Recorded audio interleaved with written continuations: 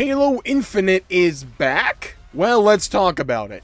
Good old Halo Infinite. A story of steps in the right direction, followed immediately by blundering missteps and miscalculations. But if there's one thing I think they got right with Halo Infinite, it is the gameplay loop. I find it to be fun and satisfying. It's a good game to play. The main issue it had with launch, at least for multiplayer, was a lack of, well, stuff to do. And a progression system that feels like it was designed solely for monetization and not actually a fun and rewarding experience. They've at least started to rectify one of those things. The main issue Halo Infinite had at launch was, well, a lack of playlists and a lack of, well, game modes to play. Hell, at launch the game didn't even launch with a Slayer playlist, but gone are those days. And while I'll always argue that most of this stuff should have been there from launch, it's here now, and even more is coming in a few days with Season 5, so... With the multiplayer being free to play, it's easy to drop back into, but is it worth it? And I've started to dip my toe back into Halo Infinite, and besides being terrible at the game, which is a lesson I'm quickly learning, I've honestly been having a lot of fun with it.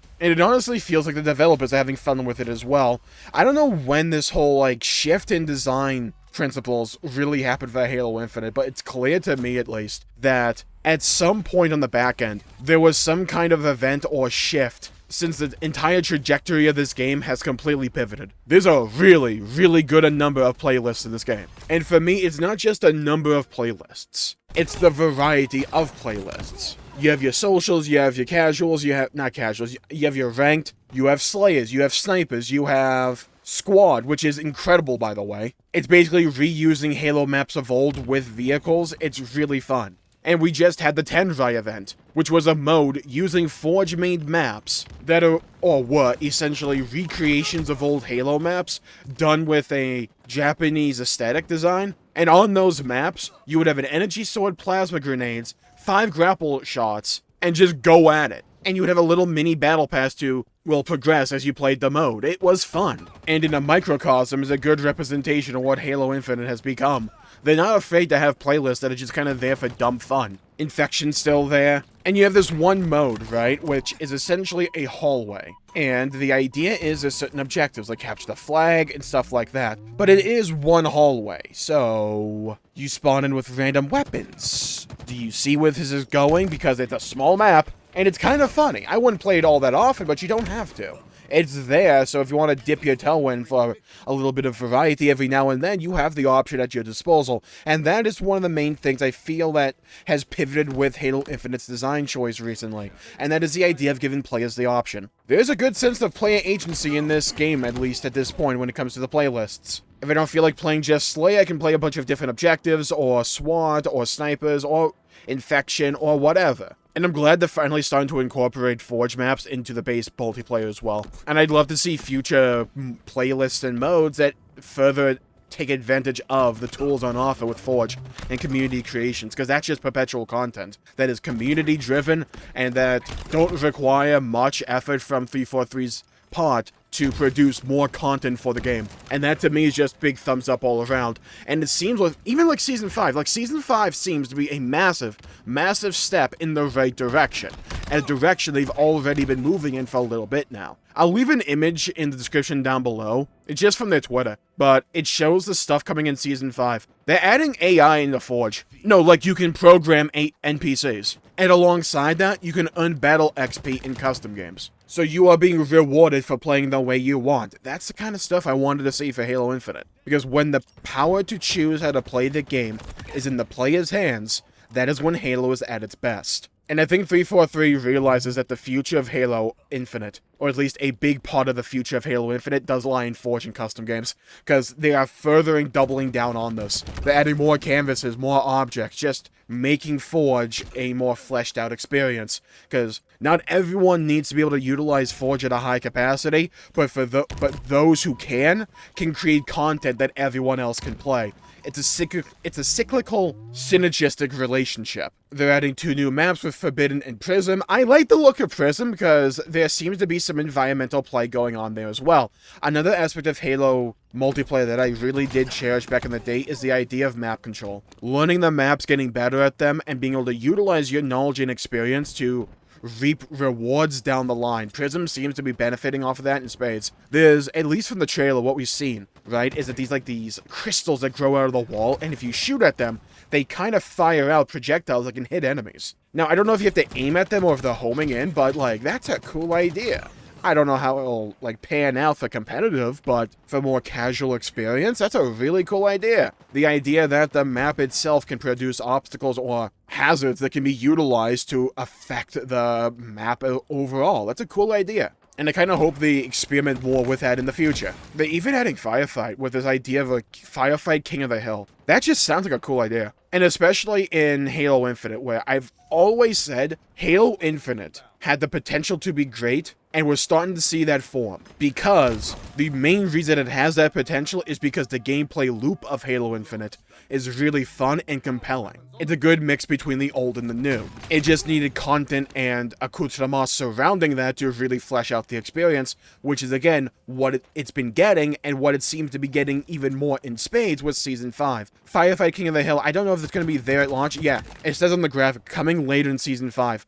Firefight King of the Hill coming at some point in the future. That's another mode you can just play for your own time and have fun with it. That's a cool idea. It's also something that can be expanded on. It's taking an idea from the past and iterating on it for the future. That's cool to me. They're tweaking the customization a little bit, and I've always felt like this is the part that's going to be one of the thorns in my side for Halo Infinite's life, because I don't see them completely retrofitting or completely changing and upending the entire progression monetization model for this game. I don't see it happening. I don't think it's realistic. But the problem is I don't like the Battle Pass. It's far too linear, and it's far too on rails of an experience for the progression system in a game that I feel always benefited from having a non-linear progression and allowing the player to pick and choose what they want to gain, especially in games like Halo Reach. That was one of the strongest progression systems I've ever seen from an FPS game, multiplayer-wise, or multiplayer in general. The problem with the Battle Pass is, well, it's extremely grindy. That's getting a little bit remedied. Don't get me wrong. It's getting remedied because they're cutting the levels down in half, but with the same amount of rewards. But it removes an idea of player agency where it's like the game determines what you are supposed to value more than other things, which I don't like that idea. I always liked the idea of being able to find something or a piece of armor that I really liked and thought would look really cool for my preferred aesthetic, and then targeting that piece specifically. You can't really do that with Halo Infinite because you have to unlock it when the game tells you to. But they are easing up on some of the restrictions that were brought into Halo Infinite, like the whole armor core helmet lock thing, which was always stupid from day one. I don't know how the hell that got past, like, QA. Money, but yeah, okay. But you can now wear helmets on any armor core. That's cool, that's a good change. It shouldn't have been there from day one. Like, this should have always just been the standard, but hey, it's still a step in the right direction. We haven't even talked about the whole new game mode that's being brought into Season 5 with Extraction, which is like a play on the Halo 4 mode. I didn't play it all that often back in the day, but hey, I'm down to try something new. Or at least new for me. And then you have all the Forge customization armor pieces. Like, that's really cool. And it kind of blows my mind how we never really had flood customization before in Halo. It always just seemed kind of like a logical follow-up or a continuation of the Halo progression system and aesthetic customization, but we just never really got it. And honestly, I do love the idea. I'd love to play as like a flooded out Spartan. Give me like a campaign edition some point in the future that involves that idea, and with the flood infecting a Spartan. Like I said this on Twitter. I would love a Halo campaign which has us play as a separate Spartan who gets infected with the flood, and throughout the course of the campaign slowly becomes more infected and gains new flood abilities along the way, but like becomes more and more mad or more in tune with the local Gravemind or proto Gravemind or whatever. And it culminates with us beating the game, and at the very end, that Spartan becomes fully infected by the flood and quote-unquote dies, or is just forced to sit there in purgatory as the flood and the Gravemind directly have full control over his body. And then what I would want to see is in the next Master Chief game, at some point, for that one Spartan that became infected by the flood to become a boss fight. That just feels like a Halo story waiting to happen. And I know Halo campaign stuff is a little bit of a cope take at this point, because let's be honest, but maybe there's some kind of spark down deep within me where it's like, hey, they're introducing flood-infected Spartans now. Maybe we could get this at some point. I feel like it's a very easy leap that anyone could come up with. I would love to see it. But yeah, they're just leaning into rule of cool. Stuff that should have been there from the beginning.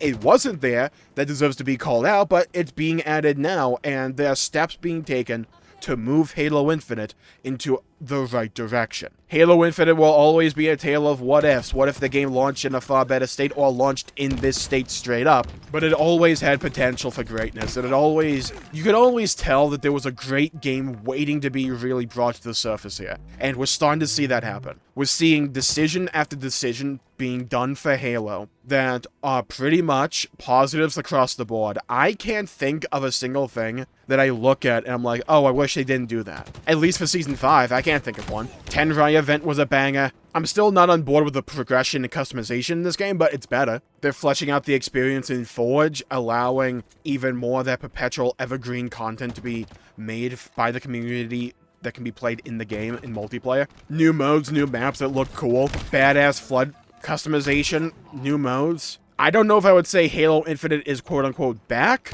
but like, imagine if Halo Infinite has a couple of seasons of this quality, or of this content amount, back after back after back. Puts a smile on your face, doesn't it? It looks good. It really does look good. And if they can keep putting out updates and seasons just like this, then I think the future's bright for Halo Infinite. I really do. Just bit my tongue there. Oh my god. Dude, maybe I've been infected by the flood. Oh no. Am I Jenkins? Okay, bad joke aside, I'll call the video there for the day.